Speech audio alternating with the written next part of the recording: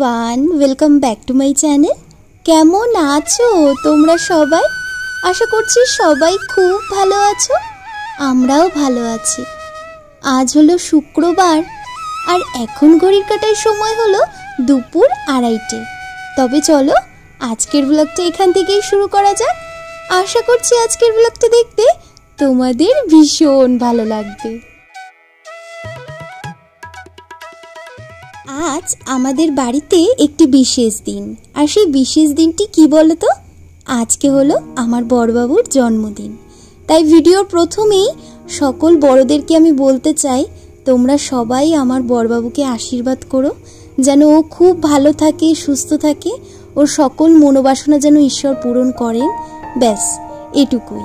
আর যারা ছোটরা আছো তারা অনেক অনেক ভালোবাসা জানিও।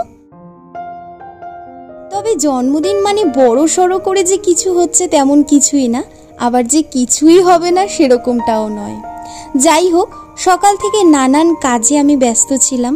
ওই বাড়িতে বড় বা ছোট যেরকমই একটা অনুষ্ঠান হোক না কেন, বুঝতেই পারছো বাড়িতে কিন্তু হাজার কাজ থাকে, তাই না বলো?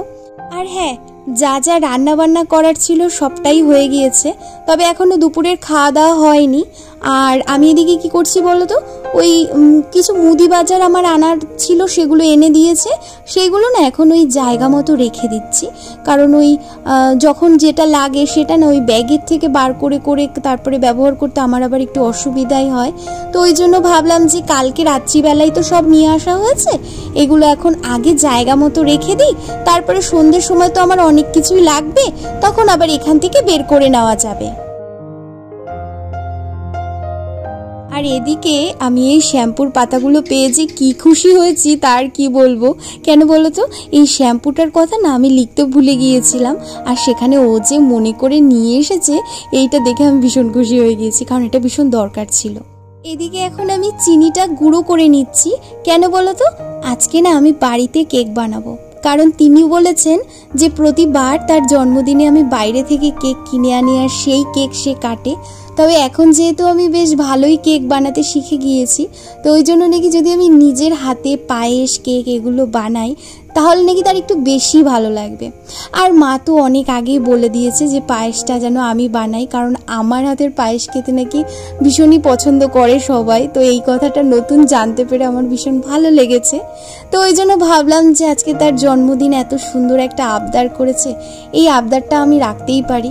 আসলে কি বলতো, আমার জীবনে কখনো এই সৌভাগ্যটা আসেনি যে আমি নিজের হাতে কেক বানিয়েছি আর সেই কেকটা আমার বড়বাবু জন্মদিনের দিন কেটেছে। তো যখন সে নিজে নিজের মুখে এই আবদারটা আমার কাছে রেখেছে, তখন সেইটা শুনে আমার ভীষণ ভালো লেগেছে।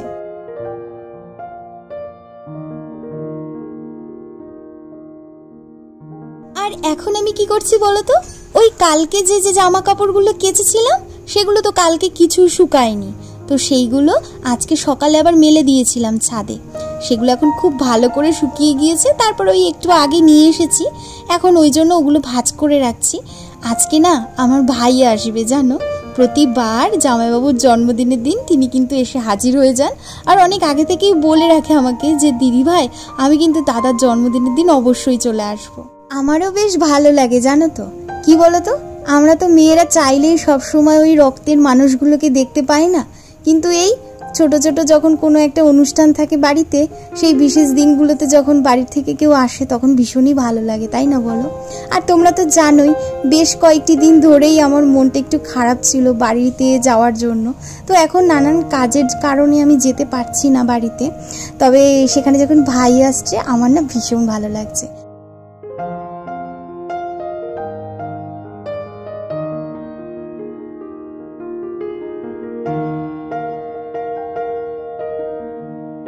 এদিকে তোমাদের সাথে দেখা হচ্ছে আবারও বেশ খানিকটা সময় পরে।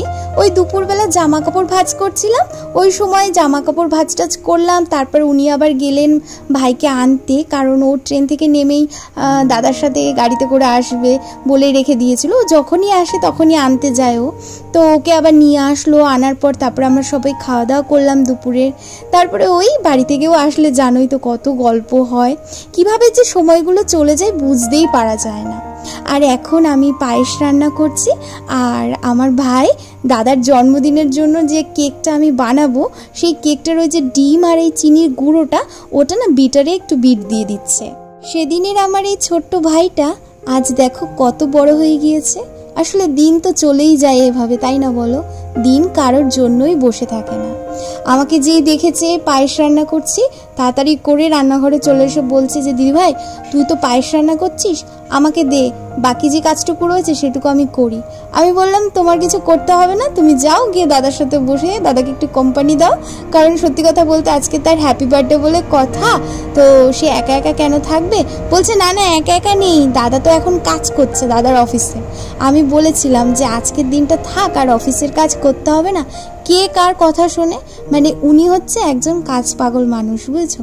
কাজ ছাড়া সে কিছুই বোঝে না। যখন আমি বলি যে আজকের দিনটা কি ছুটি নেবে, বলবে হ্যাঁ আজকে তো আমার ছুটি।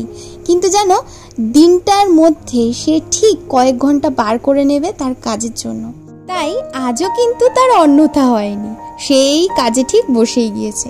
তো ভাবলাম যে ও যখন ব্যস্তই রয়েছে, ভাইও বা একা একা বসে কি করবে। যদিও এতক্ষণ কি করছিল বলো তো, আমার ননদের সাথে ওরা একটু গল্প করছিল দুজনে মিলে, ওই বেয়াই আর বেয়ান হলে যা হয় আর কি সম্পর্কে। ওই তারপরে আবার বুনুর আবার অনলাইনে ক্লাস শুরু হয়ে গেল, তো ওই জন্য ভাই আবার চলে আসলো।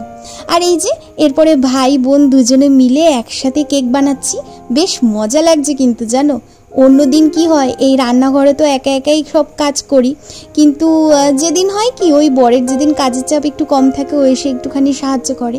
কিন্তু এই রান্নাঘরে যেন প্রথম ভাই আসলো, মানে এই রান্নাঘরটা হওয়ার পর আজকে ভাই আমাদের বাড়িতে প্রথম আসলো।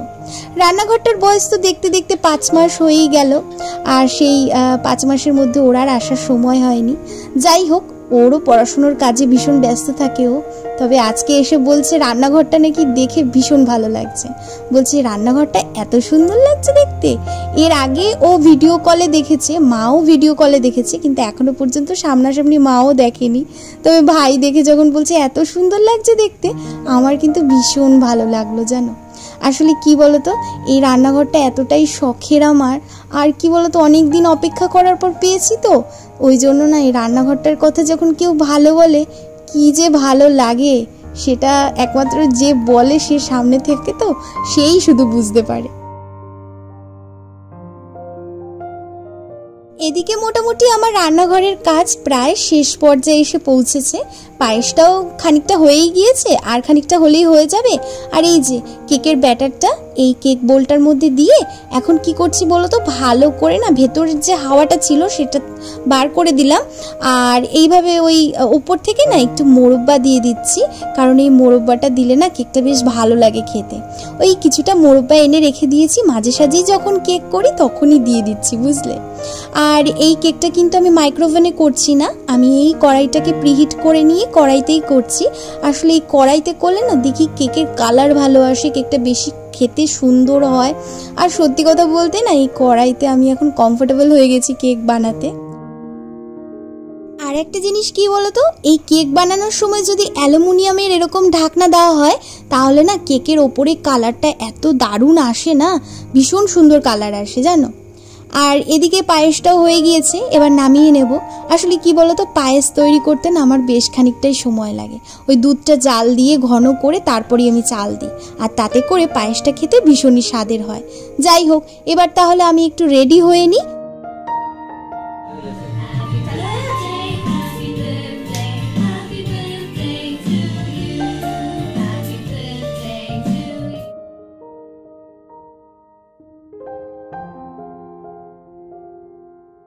প্রতিটা বছরে 3টে দিন থাকে আমাদের জীবনে, বিশেষ দিন, যে দিনগুলোর জন্য আমরা দুজনেই অপেক্ষা করে থাকি যে কবে আসবে, এত সুন্দরভাবে কাটাবো।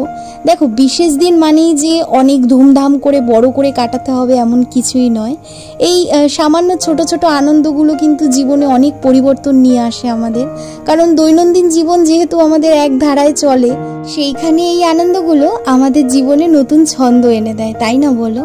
এই যে পরিবারের সাথে একসাথে বসে রয়েছি, কত গল্প করছি, এই আনন্দগুলো সত্যি সারা জীবন স্মৃতির খাতায় থেকে যায়।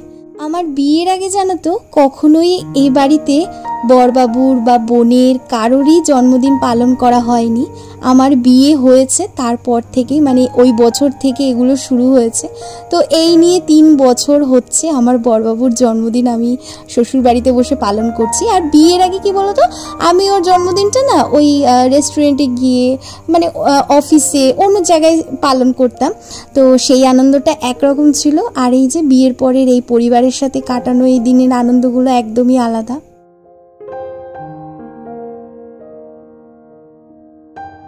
বাঙালির জন্মদিন মানেই হলো পায়েস, আর তাছাড়া বাঙালির কোনো শুভ কাজ মানেই পায়েস থাকবে, তাই না বলো? সেই পায়েসটা যখন আমাদের এই 3 জনের জন্মদিন হয় তখন কি হয়, মানে যার জন্মদিন থাকে সেই পায়েসটা তো সে খাই, তার সাথে আমরা এই যে বাকি 3 জন থাকি তারাও আমরা খাই। তো সত্যি বলছি, মায়ের হাতে পায়েস খাওয়ার আনন্দই আলাদা। বিয়ের আগে ও বাড়িতে মায়ের হাতে খেতাম পায়েস, আর এই যে বিয়ের পর এ বাড়িতে এসে এই মায়ের হাতে আমি পায়েস খাই। যাই হোক, সবশেষে মাকেও একটু পায়েস খাইয়ে দিতে বললাম। দেখো, আমার কাছে জন্মদিন মানে কি বলতো, শুধুমাত্র যে জন্মায় তার যে জন্মদিন তা না।